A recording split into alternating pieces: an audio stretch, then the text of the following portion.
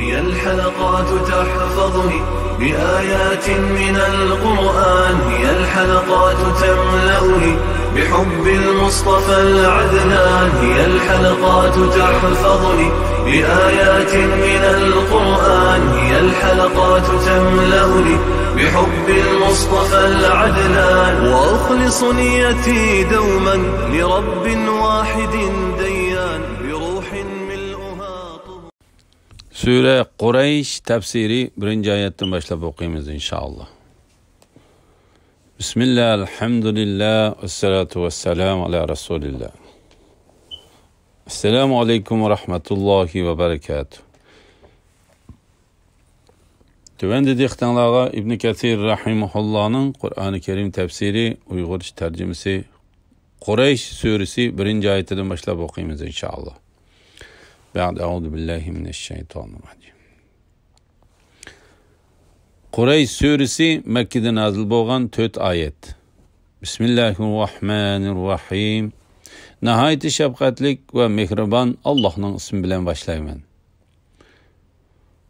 Quraysh qoğdalğanlıqları üçün ular qışlıq və yazlıq səfərdə qoğdalğanlıqları üçün bu öy, yəni Beytullah'ın Rabbiga ibadet qilsin ki, u ularni açlıqda ozuqlandırdı, ularni qo'rqinishdan amin qildi. Muhammad ibn İshaq ve Abdurrahman ibn Zeyd ibn Aslamlarning qarashicha bu suraning ma'nosi bilan bunun oldidagi fe'l surasining ma'nosi o'zaro bog'lanishlik bo'lsa-mu, lekin bu sura Osman radiyallohu anhu ko'paytib taqatgan Qur'onda uning bilan fe'l surasining orliqi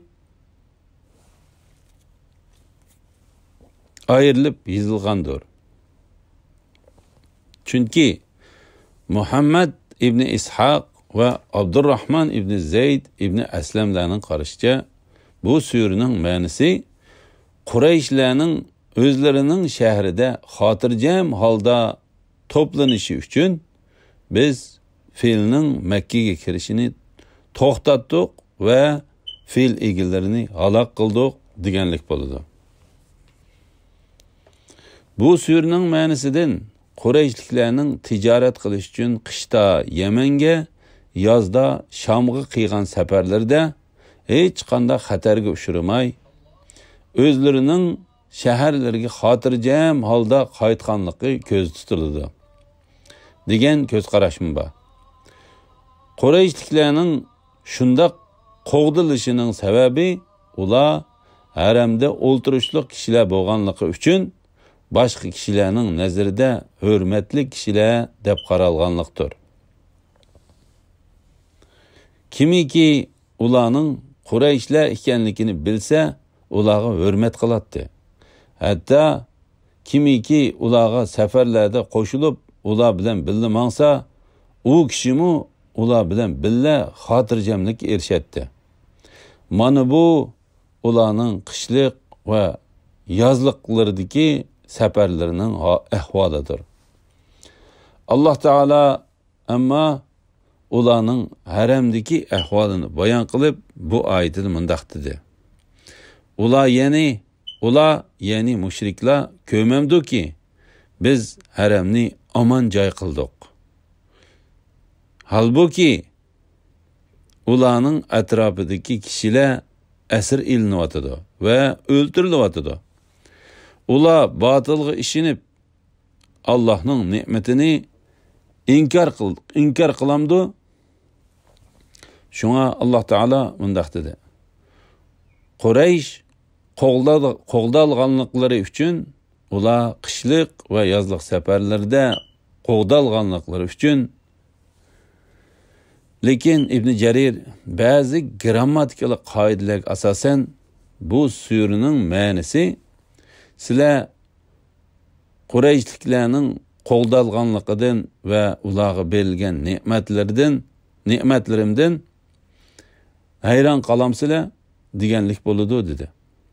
Bu suraning shundoq ma'no berishining sababi bu suri bilan Fil surasining ayrim suri ekanligiga hamma musulmonlarning birlik kelganligi uchundir.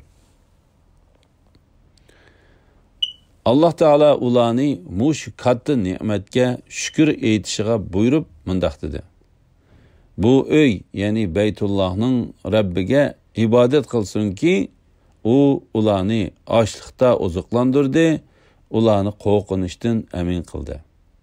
Ya'ni ular o'zlariga xotirjam makon bo'lgan haramni va Ka'bani qilib bergan, ularga osh qolganda rizq bergan va ularga xotirjamlikni ato qilgan Ka'baning Rabbi Alloh taologa hech narsani shirik qilmay ibodat qilsin.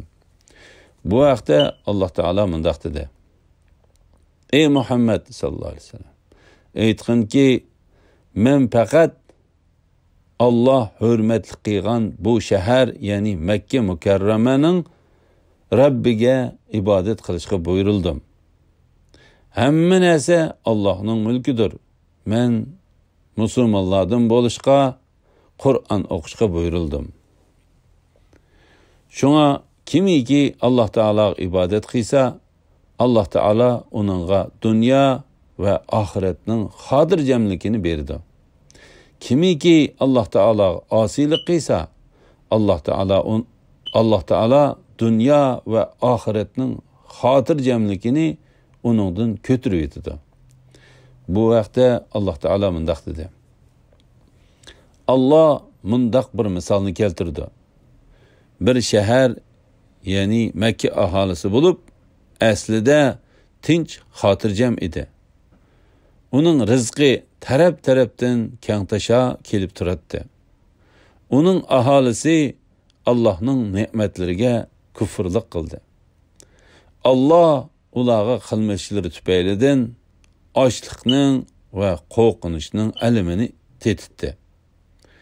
Ularga o'z ichidan bir payg'ambar, ya'ni Muhammad alayhissalom keldi. Uni ular inkor qildi. Ularga azob, ya'ni qattiqchilik va uqubat yuzlandi. Ular